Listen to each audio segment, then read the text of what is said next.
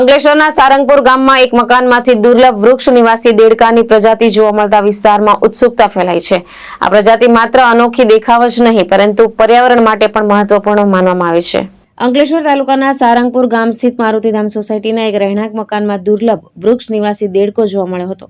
સામાન્ય દેડકાથી અલગ દેખાતો આ દેડકો આછા ભૂરા કે પીળા રંગનો હોય છે અને તેની પીઠ પર ઘાટા નિશાનો જોવા મળે છે। મોટી આંખો અને આડી કીકી તેની ખાસ ઓળખ છે। તેના અંગૂઠા છેડા પર રહેલા એડહેસિવ ડિસ્કના કારણે આ દેડકો દિવાલો અને ઝાડ પર સહેલાઈથી ચડી શકે છે।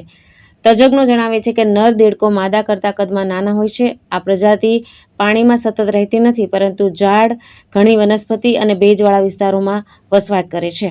માનવ રહેણાંકોની નજીક, ખાસ કરીને બાથરૂમની દિવાલો કે પડદા પાછળ પણ તે જોવા મળી શકે છે। ખાસ વાત એ છે કે આ દેડકો પરિસ્થિતિ મુજબ પોતાનો રંગ અને ચામડીના નિશાનો બદલવાની ક્ષમતા ધરાવે છે। પ્રજનન ઋતુ દરમિયાન તે પાણીના નજીક ભેગા થાય છે અને ફીણવાળા માળામાં ઈંડા મૂકે છે।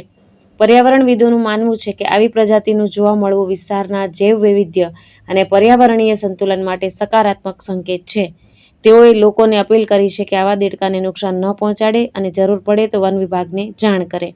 ધર્મેશ રાણા, દ્રષ્ટિકોણ ન્યૂઝ, અંકલેશ્વર।